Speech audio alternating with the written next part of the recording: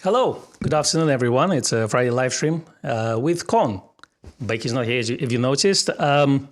She's doing some exciting stuff, which I'm really excited for her and happy. I'm sure when she's ready, she's going to tell you all, maybe on the next live stream. But let's say it's more important than this live stream today. But I'm here to do my shift, and let me know, how is the sound first. So do I sound loud? Do I sound quiet? Is it our normal thing when thing goes wrong right at the beginning of the live stream? Let me know.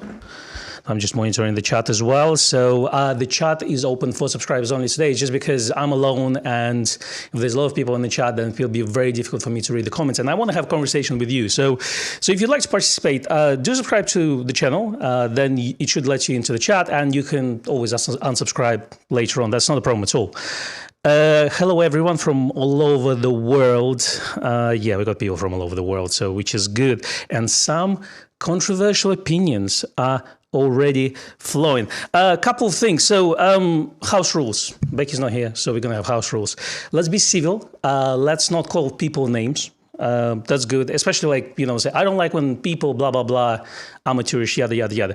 Let's have a conversation, a normal conversation among adults. We not on the playground, so let's do that. We have 2 new additions to the shop. So we got 2 wonderful chaps who joined our teams this week. They will be picking up the phone calls and answering your emails. So be gentle to them. Both of them are photographers, and both of them are very technical. One of them is actually a Canon user. So I think that's going to change very soon. That's good news. But it's always nice to have people who know photography to work in a camera shop, because obviously, even if you use other brand, you can really quickly learn another brand as well. So let's say coming from Canon to Nikon would be, okay, upshoot is the same, shutter speed is the same, ISO is the same, but obviously the menu settings are slightly different. So you may want to learn that, but it's much easier to pick up compared to, let's say, if you've never done photography before and you come to this and you need to learn thousands of accessories, 20 different cameras, and the backlog of the film cameras as well. Let's have a look. Hola, hola. So it seems like everyone is hearing me. Okay, well, let's start. I guess, yeah, Coffee Fund is open. Feel free to send us some coffee. I think I'm going to have coffee now as well. What else is there? Let me just see if I haven't notice anything else. Nope. Give us a like and subscribe if you'd like to do that. Thank you, Adrian. Thank you, Fred. Really appreciate it.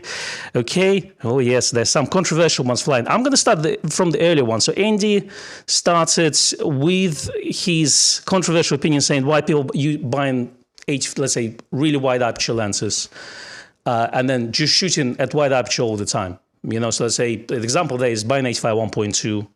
Fairly newly released lens and shooting 1.2 only. I agree with that, but I also think that in this case, a lot of people who are just starting photography, they try to do those things all the time, and then with the more they learn, the more they kind of start to understand the way the depth field works, and that shooting only wide open is not the answer to all things. But it's the same as, let's say, people who are just learning, let's say, Lightroom or Capture One. They would try to move the sliders to the extremes and see what it does. And then, you can see the images that they worked on are either overly sharpened or overly saturated, etc., etc. And then with the time, you kind of learn how to modify certain things in more subtle ways. So to make it look natural at the same time as beautiful. So, so I think it's one of the things that you make those mistakes, and, you gotta break an egg then to make an omelette. What else do we have here? So, submitting photo. Yes, we have architecture. We have architecture theme for our next community showcase, which ends at the end of the month. If you send us an email, send it to media@greysourceminster.co.uk. The image should be under 10 megabytes, and I need to make sure that you put your name down. And if you have a small story behind the shot, also send it to us. We will reply to all emails eventually. Unfortunately, when we have a lot of submissions, it takes some time for us to reply, but I will get back to you. Maybe even if a week later, I will get back to you. Absolutely. Now, let's have a look at the chat here. Yeah, that was for John Hughes. That's right.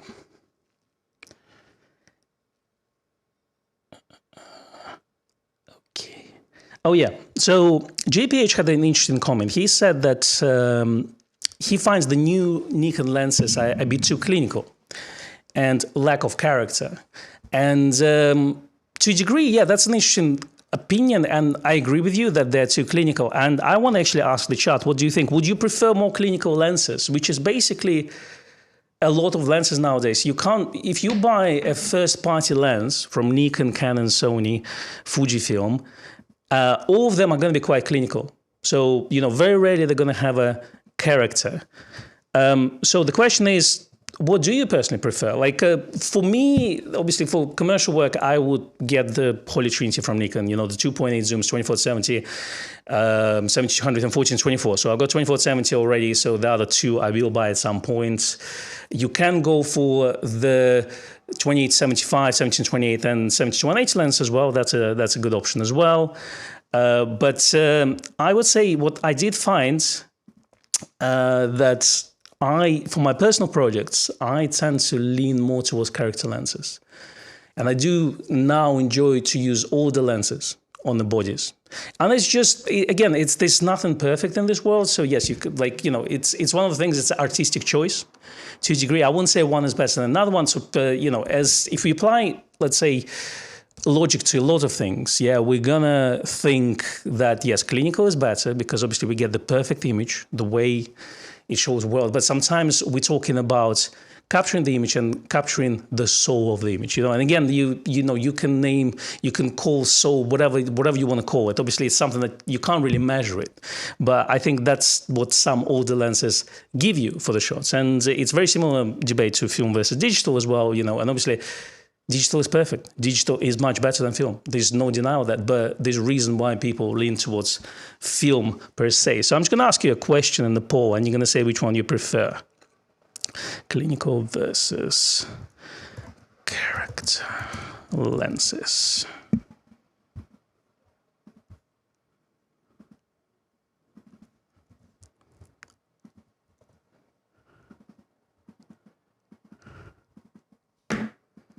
What I like about photography as well is that there's really no right answer to everything, because it really depends on your, let's say, photographic journey, I would say, and depending on what you do, because I treat my professional projects very different than I treat with my personal projects, because, let's say, for my commercial projects, it's paid jobs. I would shoot digital mostly, unless client asks to shoot film, let's say, and obviously we have professional photographers who shoot film on those things, and I would use, like if it's, let's say, taking, portraits for some corporate job, you're just gonna get the best lens you can set up, you're gonna put the lights in, you're gonna shoot those shots and be done with it, and in terms of this, I'm not really thinking what lens I'm gonna use with it. Technically, I could shoot the same job with Z9, with Z8, with Z6, Nikon D850, you name it, any Nikon camera, you can shoot whatever you want with it. But for my personal projects, it's more to do with, okay, what do I want to do with it? What I wanted to convey, what tools I want to use with it. And I do think very differently from that. So, All right, so we're looking at our poll right now. The clinical lenses are winning at 56%, but the poll is quite tight, which is quite interesting. In the meantime, I'm just going to quickly check your comments.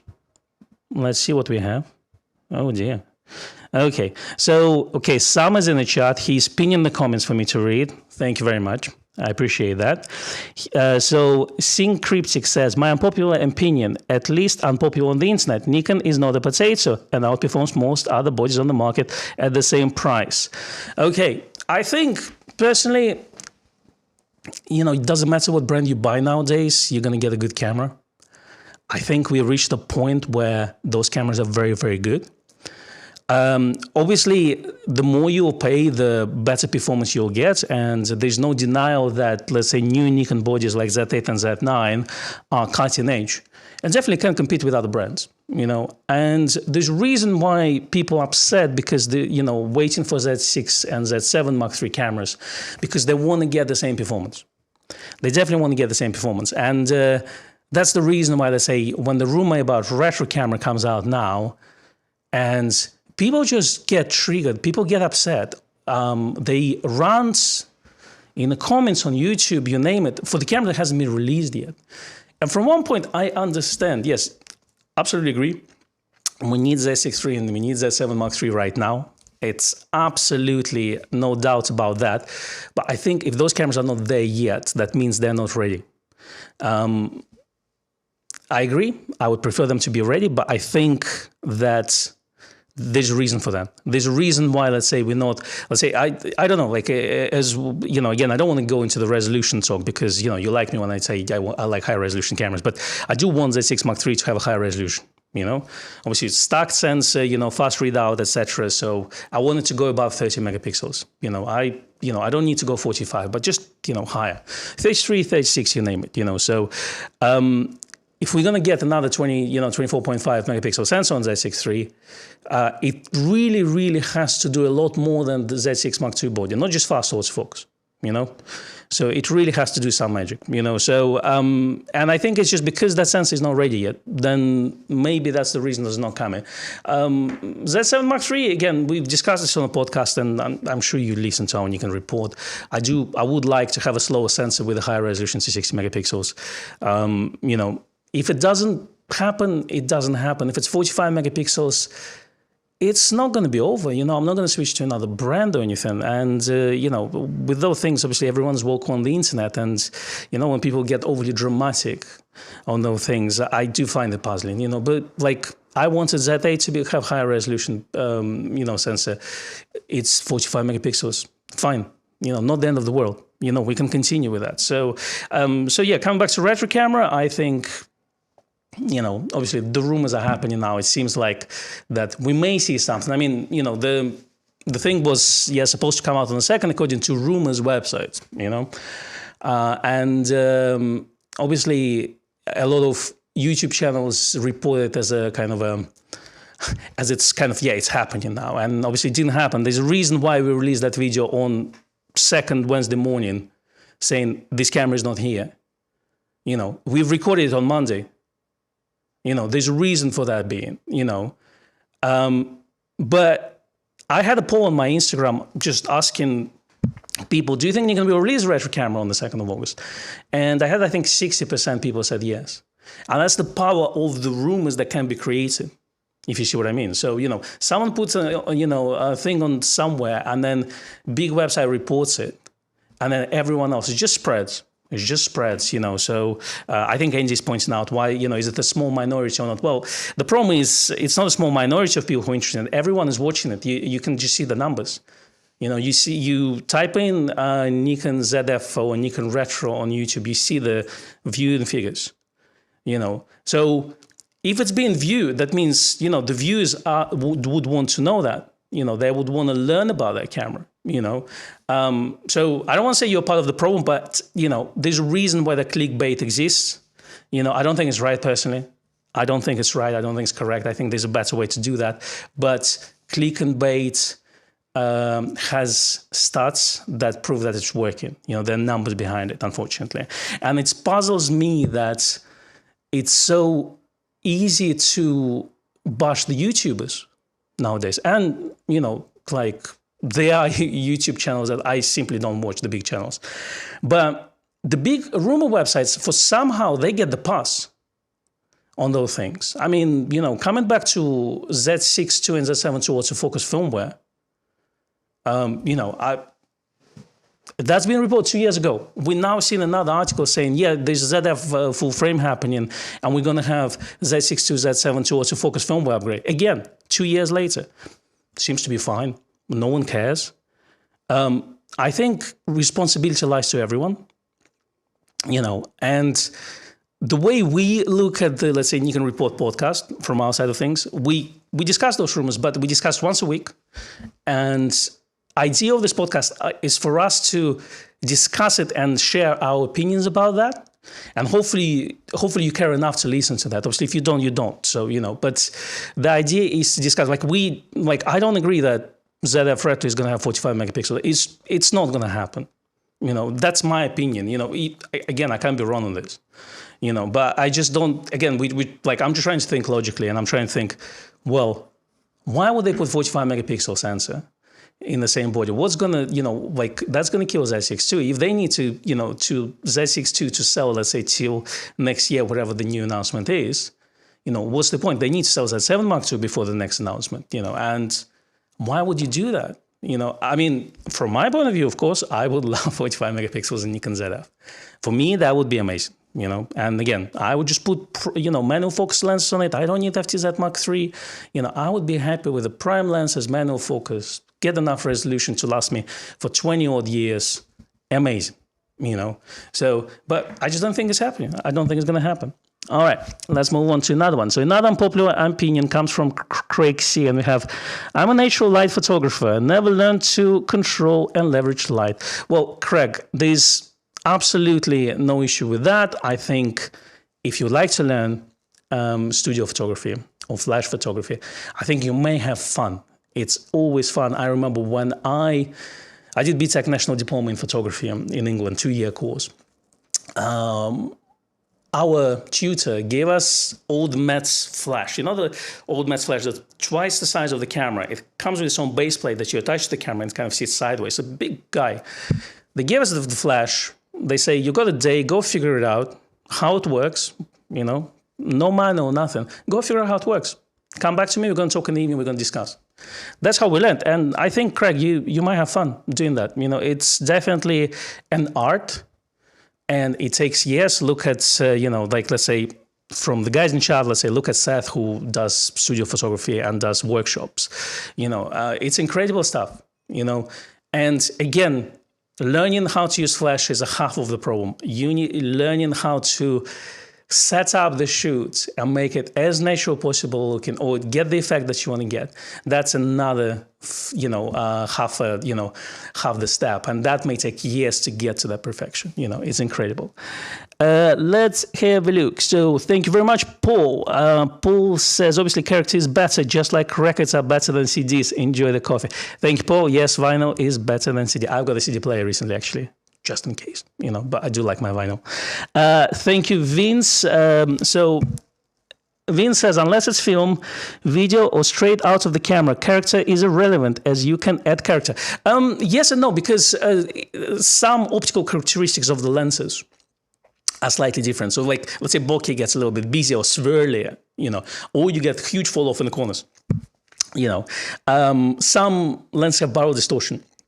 Lots of Voigtlander lenses have this kind of, they have pop in the middle and then you get this fall off halfway through. Some lenses like Apple lens have very flat rendering, like a glass, and then very sharp fall off to the background. This stuff is very difficult to replicate. But yes, in terms of tones and looks, I absolutely agree with you. Again, I personally think that film just gives you those particular looks out of the box. But yes, with the craft, you can achieve similar looks with the digital files. But I personally think that, again, this requires a slightly higher level of expertise, because it's easy just to, to add the look, but actually to make it film-like look, it takes a little bit more time. So it's not something that you can do in 5 seconds. Like with the practice, you create those things. You obviously can buy the profiles, a bunch of presets for Capture One and Lightroom. Again, I would say they would be a starting point for a lot of things. Thank you, Marvel. Thank you, Gene. So Adrian and Fred, I say thank you as well. Thank you very much, guys. I appreciate it. Okay, thank you, Paul. Thank you, Kirill. And Kirill says, cheers, Con. Do you think using an F-mount Nikon lenses on a Z camera makes it a character lens? Or is it going to be a clinical as Z-mount lens? I personally think, depending on the lens, it will give you either clinical or character. FTZ doesn't add anything into the mix.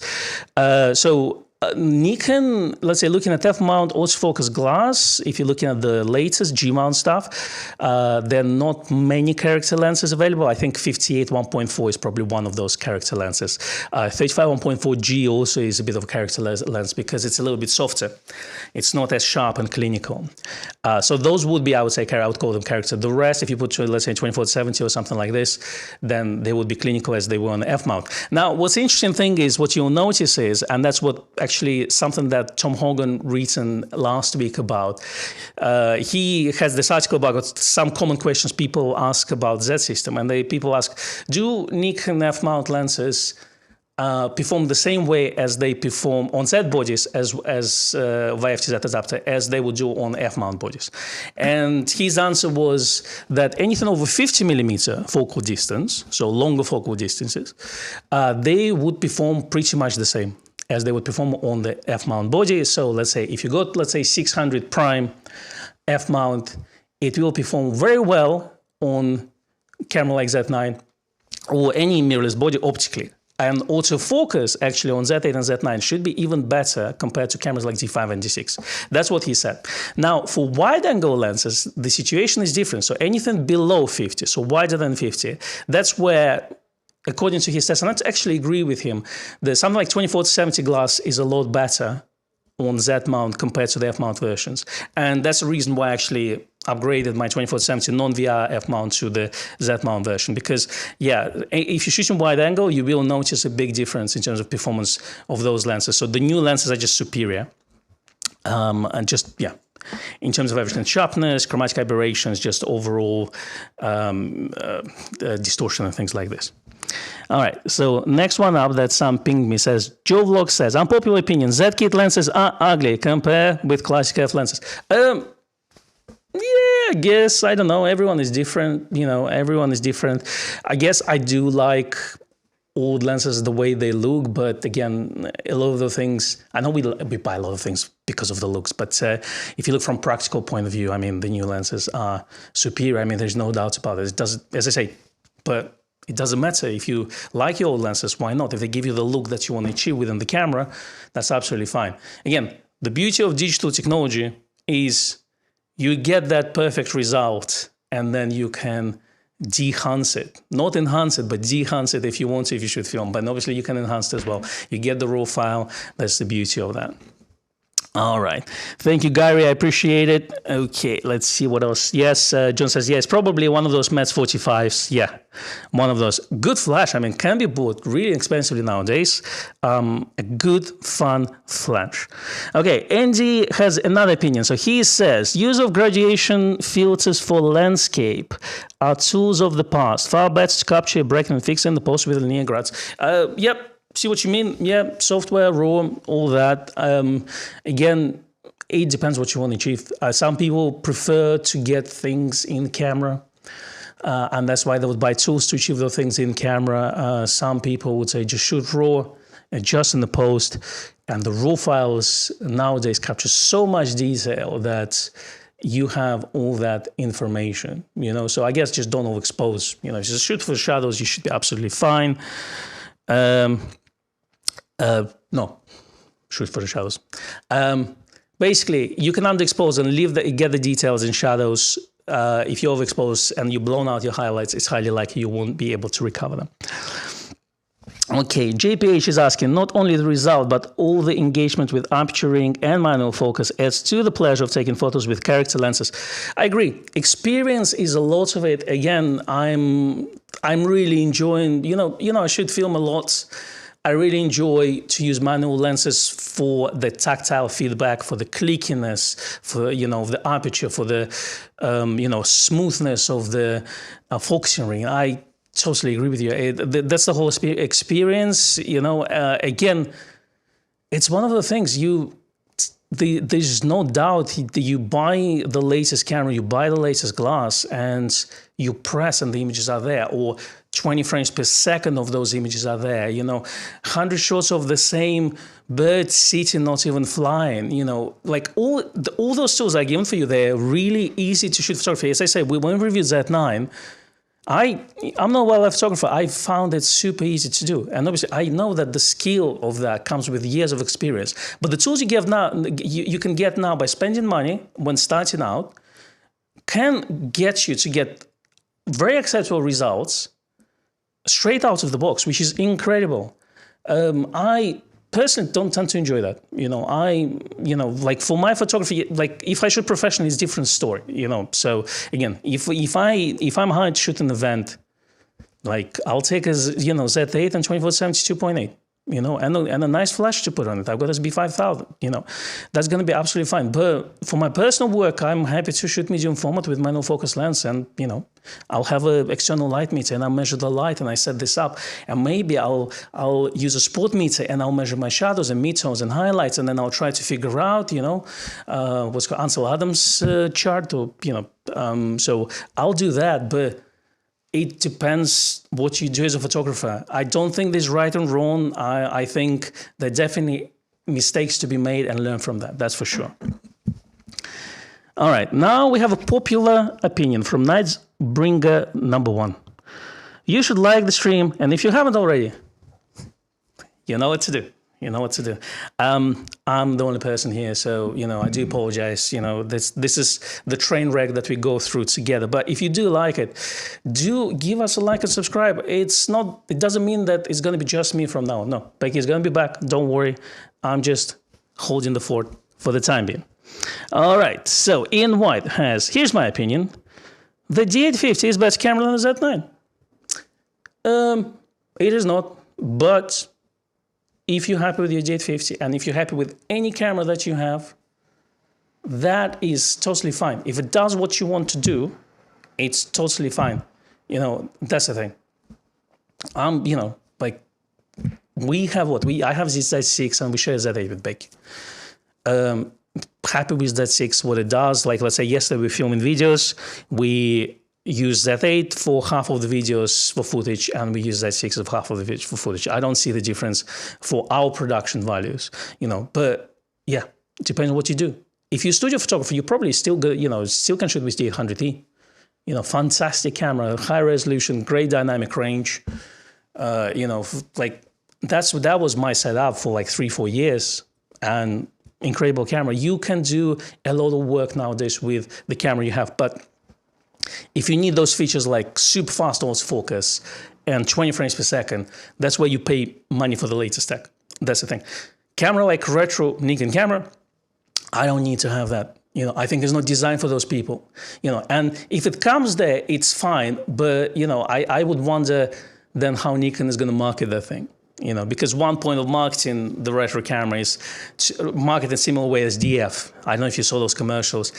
A man alone, you know, in a flannel shirt, somewhere in Scotland highlights, you know, taking pictures on a manual lens camera, you know.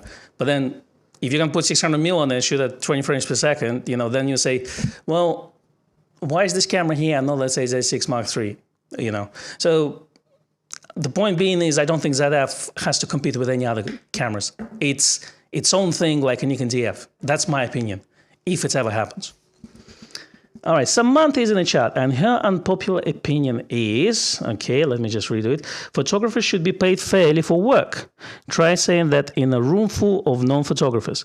Yes, I can only support this comment. I think everyone should be paid fairly, and digital photography unfortunately cheapened the whole thing about people expecting stuff for free, you know. Doesn't matter how much equipment costs, doesn't matter that you need to pay your bill, you need to feed your family. You may want to buy a house at some point, you know, that's like, there's a couple of Instagram accounts I follow, and they don't publish images, they publish interviews with photographers, mainly photographers from the United States, saying what's their yearly income, you know, before tax, after national, not the national insurance, but other things, you know, like Medicare and all this. So, you know, and yeah, they're not making much money. You know, and this is to do with, us as photographers, we should unfortunately educate our customers to pay more, you know, or pay fairly for what you need. And when you start in professional work, you just want to get jobs. You know, you don't care if you're paid or not, you know, but at some point, I mean, you know, it's not the right thing to do, but I understand when you're starting because you want to get into the field, you want to learn while you shoot. I understand this. But once you become a little bit more established, I think you should rethink, and you should definitely start to think what's fair for the work you provide, you know, and educate people that having an iPhone is not the same as having a digital SLR, mirrorless camera, etc., etc. And what involves is you're not just showing up with the cameras and taking pictures. There's a lot more to do with it, a part of a skill, daily education, from YouTube, from courses, you name it, from tutorials, from everything. But yes, you may need to eat as well. That helps, and you may need to help your family as well. All right. So let's see what we have here. I haven't looked at the chart yet. Thank you, Randall. Randall is saying, problem with buying a new camera is all of the other stuff you need to go with it, case, storage, etc. I agree. And that's the thing. If you're happy with your current camera, stick with it. Unless you really, really, really feel like you want a new camera.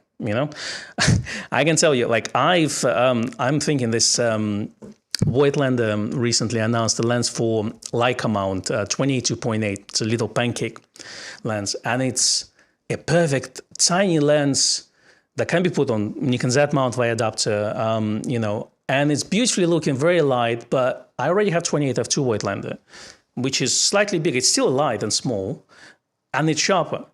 So my brain tells me you've got the better lens already. My heart tells me, well, I want a tiny one. Maybe I want to have a second, a backup 28. Maybe I have it on my second body, etc. But what heart tells you and what brain tells you are very different things. Go figure. All right. So David, the drunk wedding photographer, says, unpopular opinion, you can photograph 10-hour wedding plus after party with only a Nikon N75 and DEF, and that is absolutely agreeable. I personally think that you can do any job with any camera. Yes, sports, wildlife, any action shots is different. Obviously, you want to have this 20 frames per second, etc. It makes your life easier. But technically, you can take any camera and do a job. It comes down to your skill as a photographer. And I think skill as a photographer is very important. Not just knowing how to operate the camera and obviously muscle memory of doing the same thing over and over, year after year, but also I think we should train our eyes. We should learn how to compose things. This is something that no camera equipment is going to give you. This is something you need to learn. Yeah, I mean, 4/3, all the micro 4/3, all the rules that you want to do, composition rules. I think you need to go through it. You need to test them out. You need to do those things. Even like, let's say, like David is a wedding photographer. Obviously there's some staple shots you need to get, with those, with every wedding. But also, it takes years to master those shots. And as long as you try something different every single time, that adds to your arsenal of the skills that you can offer for the jobs you do. All right, so we got Terry's opinion. So my unpopular opinion, film is that, Terry, you're wrong, and I'm sorry. Like, I know you are very vocal about this, and it's fine. Totally wrong on this one though. It's a niche. Digital photography is better. I think this is what you need to take away from this. But film photography is going to here to stay maybe for another 10 years at least. Maybe it will die eventually. I mean, I don't see why not. But we see the vinyl records selling well and increasing year after year. We see film, the supply is, first of all, the sales are increasing, but also finally supply is starting to improve. And that means that the companies, the Fujifilm, the Kodaks, the Ilfords of the world, they invest in the machinery. And that should give you a sign. To say, look, Terry, you don't shoot film. I think that's all that needs to be done here. I don't really see the point of, saying film is dead every single time. I don't like certain things, I move on from them, but those people do this, they're part of the community that we have here. And I think we should be kind to each other, we should respect each other. That's what I think, and it's entirely everyone's you want to take a point shoot camera, you want to use disposable camera. That's fine. You want to shoot with Z9 and 800mm lens, that's totally fine. That's why we're all people and we're all different and we should be kind to each other. I think this is very important in the internet. We forget about this. Just look at any comments under any videos on YouTube. Go to Nikon rumors. See how toxic this comment section is. Do we really need to do this? I mean, I wonder how those people drive if they're like this on the internet, So the people say that driving brings the worst to the people, Those things can exist. They can be niche, though. Yes, film photography is niche, but it's got a dedicated following, and this is absolutely fine. We, as a channel, we want to cater for both. I think everyone is welcome. Every user from all other brands is welcome, you know. So you've got Yashica from 50 years old. You're welcome to join us and have a conversation. I think that's what's important here, Terry, more than anything else, you know. All right. So next one, Terry, you know, this is, you know, like honest talk, no offense or anything like this. I appreciate your opinion, though. I really appreciate your opinion. Okay, David says, a popular opinion, Oppenheimer did not need to be seen on IMAX and it is 35 minutes too long. That's an interesting one. I actually going to see Oppenheimer in IMAX. There are 3 places in the UK that show the Oppenheimer in 70mm or 65mm, you know. And it's IMAX in London, the Waterloo, that's the one I'm going to. There's a Science Museum in London, and there's a 3rd place. Don't know where it is. It's just, because I live in London. That's what I look for. Gonna go see this, and then I'll share my opinion with you, David, because I don't know. I really don't know. From reports I've seen online, some chap, he saw Oppenheimer back to back, first in IMAX, 70mm, and then digital in a cinema in the same day, and he said he could see the difference, but realistically speaking, you know, I don't know if that would be the case. For my personal point is I would like to support the production. I know it costs millions, they made millions, but I would like to support the movement of shooting film and shooting IMAX film, and those things cost a fortune. Kodak created a medium format version, IMAX version of their black and white film. I think it's XX, it's called XX. If shooting film, you probably know it as Cine Still double black and white XX or something, you know, but you can buy those and you can cut them as well. So respool them. You can buy like, let's say, a 400 feet roll and then respool them into canisters, etc. So I want to support this with my wallet. This is very important, and I think that's what you should do. If you like something, support it. Support it with your own money. This is very important. I'm going to go and I'm going to spend money. Like, it's a lot of money, actually. IMAX, 28 quid a pop. So me and my wife are going to go, so that's 60 quid, yeah? So you had popcorn, you had other stuff. You know, it's always up, but I do want to support this. Pentax is going to release a film camera, brand new film camera. I would like to know what it is, but if it's something like K1000, so it's similar kind of shape and form to FM3, I probably would buy it. For the reason is I want to support the things that not many companies want to do, the brave things that are not maybe commercially viable, you know. So I think this is important. This is important to me. You like your newspaper, buy the newspaper or subscribe to their digital services. You know, you like your creator, support it. You know, if they do Patreons and stuff, support them, because if you like what they do, I think it's important to do that, because we tend to expect things for free. And as you know, we had under a comment under our Nikon report, someone says, I worked at marketing for 40 years, and if Nikon would release things yesterday free and it would do everything and better than the other cameras, they would probably have a Vino on their hands, and I absolutely agree with it. So, you know, I think if you support whoever you support, you vote with your wallet. That's very important. You don't like the brand, you vote with your wallet. You know, you don't buy something you don't want to buy.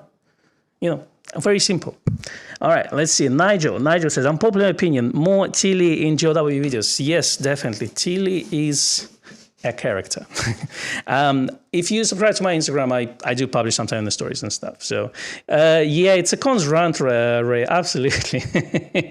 Well, I have to talk, isn't it? So that's the problem. That's the problem, you know. So it's, but as I say, I don't want to upset anyone. You know, like, it's a friendly conversation. I think if we're not starting to you know, call each other names, then we have a conversation. And I say, like, Terry, and I'm sorry if it feels personal. I didn't mean that this way, you know. Okay, so let me go through the comments. Yeah, give us a like, a subscribe if you want to. So hello from South Carolina. Hello there. So Jay Blue says, I also plan to buy a Pentax film camera if it's available. I absolutely agree.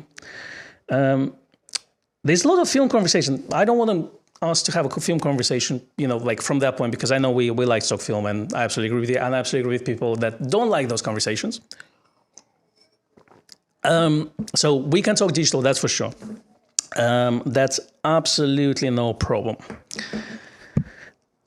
So again, Andy talks about vinyl. You have no idea what's good recording is. It doesn't matter.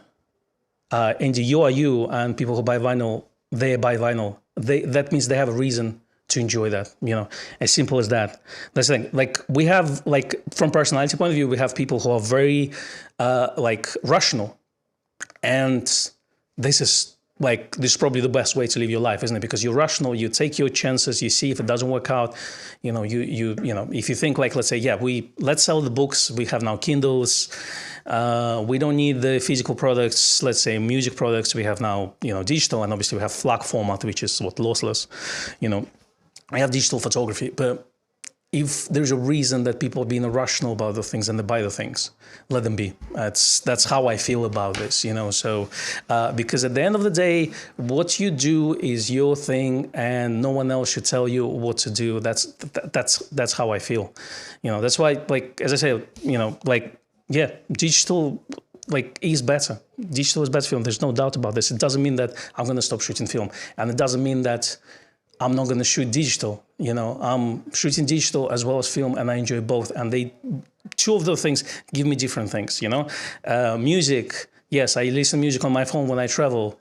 I do put a vinyl every now and then at home when I want to enjoy music, So it's a different experience. And at the end of the day, my time is my time, and I choose how to spend it, as everyone else. All right, let's see. Bob says, photography has no rules, only the right and wrong techniques to get the result you want. And I totally agree with you. And I absolutely agree with you.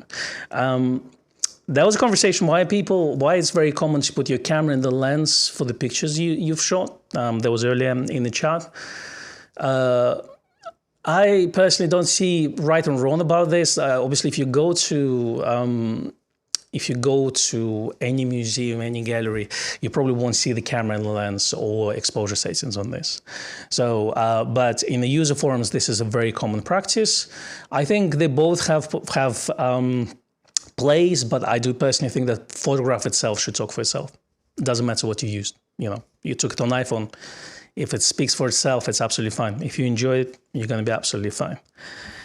David Lewis says, quench that thirst with good coffee from having to talk for an hour. Yeah, I can't believe I'm talking for 45 minutes. Thank you very much, David. I've got my coffee. I think I'll have it after because I'm talking too fast.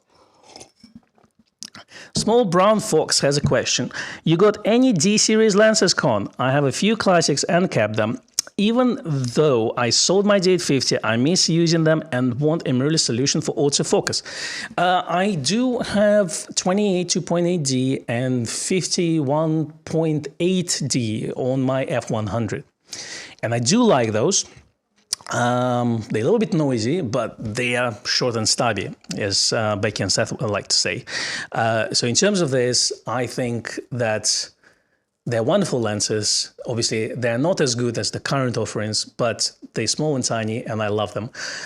What I don't like about FTZ adapter personally, and I would love them to obviously release that adapter, but what I don't like about FTZ adapter is because it's such a big spacer, so it makes any lens, even like a small 50mm 180 lens, looks very long on the body, So I don't like that, and that's why I feel like, I'm more interested in the rangefinder lenses on, like, if they release full frame retro camera or something like this, because I want a small package. I don't want this FTZ sticking out and then you add the lens on top of it. It just makes it a little bit front heavy. So yeah, something like, let's say, like 28 Z lens is a good option for this. I actually just bought 28 Z 2.8, bought it over 26 mil, and my answer to that being is I actually prefer the focal distance more. We compared it very recently. Last week we were shooting some street with Becky, and 26 is too wide for a lot of things. And because I shoot mainly on 28 and 35, then I prefer 28 over, and yes, the build quality is not as great 26. Optically is good enough for street photography. And if it ever breaks because of the plastic mount, which I haven't seen personally, the only plastic mount broken lenses I've seen is 18-55, the ones that comes with D3000, D5000 series. And I assume they were broken for the reason that people who use them threw them around, really. So I never saw them coming from, let's say, people who will look after the equipment, in the case. I mean, obviously the drops happen. We all, cumbersome every now and then. But overall, it would be one of those family cameras that have been thrown around the bags without any wraps, etc., etc. The price of 28 is half of the 26. And if it ever breaks, I'll buy another 28 and I'll be absolutely happy with it.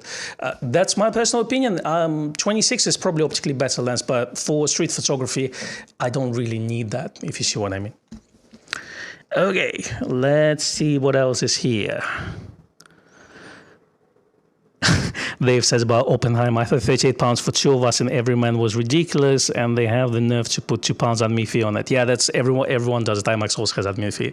But Everyman, I think, has sofas in there, and you can order a cocktail while you're watching your favorite movie. So, that's, I guess, the premium that you pay for. All right, let's see. Who else is here?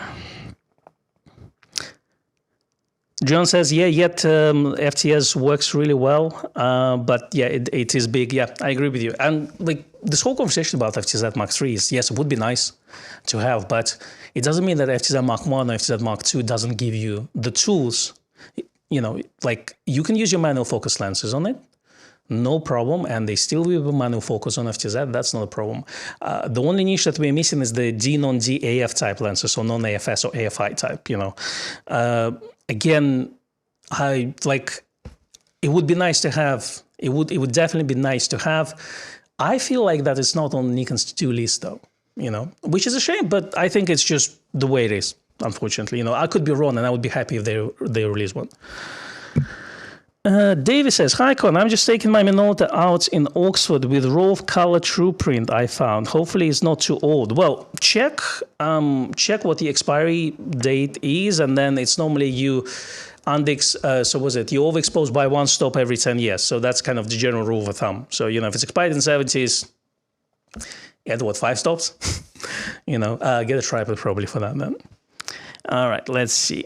Deborah says Z40F2 has held up very well despite being plastic. Exactly. And I like the 40mm very much. I do like that focal distance. I think it's perfect. It's one of the things that I've noticed that for me, probably the two perfect combinations, either 28 to 40. It's like if I want to get two lenses. And the other option would be 35 and 50 or 35 and let's say 75, 85. Those are really good combination. And 40 is a good all-round if you don't like slightly wide angle of view. All right, David Lee says, question, is using Nikon 105 defocus control on a high-resolution camera counterproductive? Well, it's not, as we will take you the image. The problem I had is wide open on a bright sunny day where you have backlit subject. You get really huge purple, blue, and pink fringing, which I've noticed that 105 and 135 are pretty much the same. Wide open f2. I couldn't remove those in a Lightroom. You got it's called something defringe control. You got this little pipette you stick in there and it disappears. It's kind of desaturate those colors and all that. And I couldn't do that. Couldn't do that with that. Stop down to about 2.8. That improves on it. I think at a 4, it's pretty much usable. But again, as Andy mentioned earlier, you don't need to always shoot wide open with wide aperture lenses. You can shoot stop down.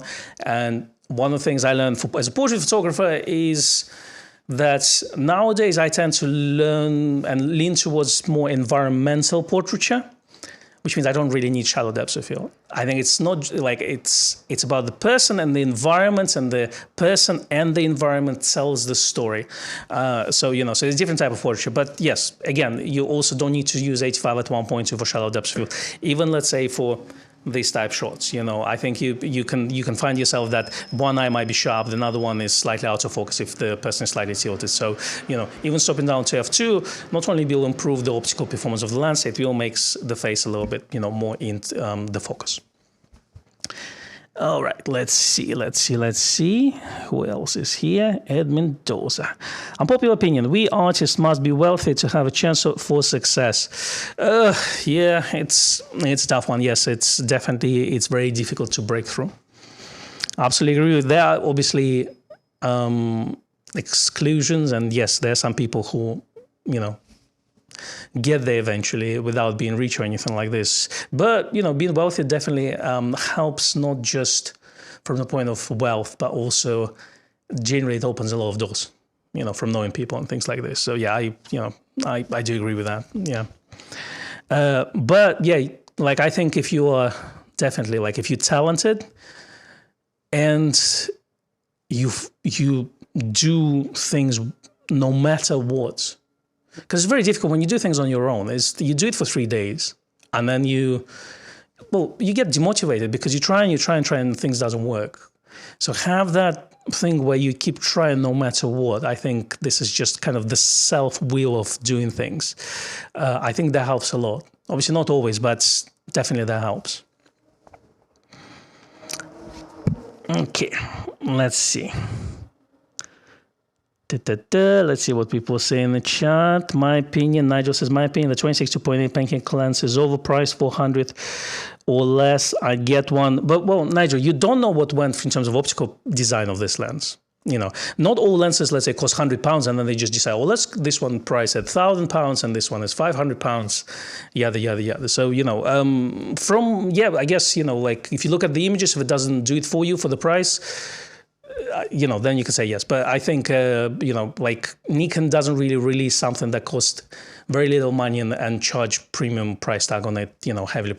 That's what I think, So, but yeah, I bought 28mm. That was my answer. I bought it in my wallet, and I do prefer 28 over 26, while 26 being a sharper lens and a better lens overall.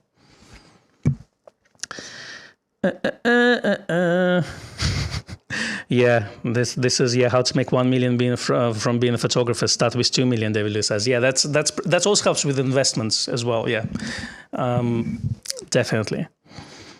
Okay, let's see. I want to see more unpopular opinions. What else do we have here? So Jay Blue says, Nikon should release a limited edition f6 camera. Would be nice. Probably not going to happen, but would be cool. That's why I'm kind of looking into this whole Pentax thing, because if Pentax will release a film camera and it's successful, who knows, maybe someone else will decide to do this. And I really respect Pentax for going against the trend in a way, because obviously, they still, they have DSLRs. They didn't go mirrorless. They just released a monochrome camera, and I'm not really a big fan of monochrome. I personally think, from rational point of view, again, color camera can shoot black and white, and that's good. But obviously, they're not competing with those cameras. They're competing with Leica monochrome series, which cost a lot more. And I really like what they do, and I think they're trying to be a different brand compared to the big three or big four, whatever you're gonna call it.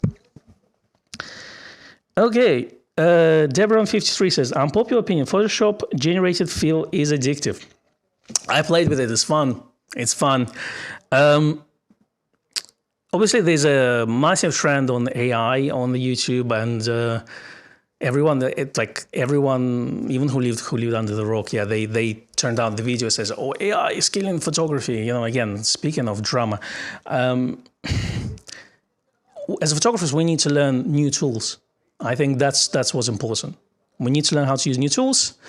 Does it take away from photography? Yes and no. It depends what you do. That's the thing. I don't use AI. I don't think, but I fiddle with it for the reason I know I want to understand how it works. But I don't think it will take away the wedding photography and things like this. Yeah, it might take away some stock photography and things like this, but it's still way to go. I mean, we now have AI artists that create things. Well, they do whatever they want. I don't think it bothers me too much for us to release a video about that, if you see what I mean. I think it's totally fine. It's just another thing, and whatever you do that. You don't need to jump on a new trend just because. I think from that point of view, as a photographer, we learn a lot by copying things. But I think there's a point where you kind of decide what you like and you're going to stick with it. And that's eventually is going to become your style. So while it's good to know the new tools and maybe even use them, you never know if it works for you, at the end of the day, you do you. That's my point. All right, David Mascara says, question, Con, would you say people in architectural type shots still people in architecture still architectural photos? I guess it's as long as there's building in there, it's fine. It's, we never try to keep our things very kind of, like closed off or anything like this, because we just want you to participate. We want to see the shots you're taking, and we ask you to go out and take some shots, because it's too easy to send the shot from last year or from 20 years ago. But we want you to go out and take some shots, because I think this is the whole fun part of the challenge, that you go out, maybe you put yourself out of your comfort zone. Maybe you say, well, maybe I have this old tilt and shift lens that I haven't used for 20 years. Maybe I'm going to take this out and I'm going to try to remember how I did it last time, Or maybe I'll take a shot with wide angle lens and I'll learn how to converge the verticals in the post and try to do that, But we want you to go out and take, and take that challenge, not just send us a shot, So because I think it's more fun this way, All right. So let's see. What else is here? Oh, we've almost talked for an hour. That's pretty cool. Someone says AI is killing artistry in photography. Yes and no. I think that as a photographer, if you're good, it's going to show new images. That's the thing. Actually, one of the things that I was looking at the comments from the last year that we did, which was fun as well. Someone put in the comments, says, I don't think YouTubers are good photographers. I totally agree with that, but at the same time, I personally think that if YouTube is your job, as your main job, like let's say YouTube is not our main job here. I mean, it's a part of it, but if it's your main job and you have to deliver certain things, if you're a review channel, I think it's more to do with a review of the actual thing, and showing you what the problems are, etc.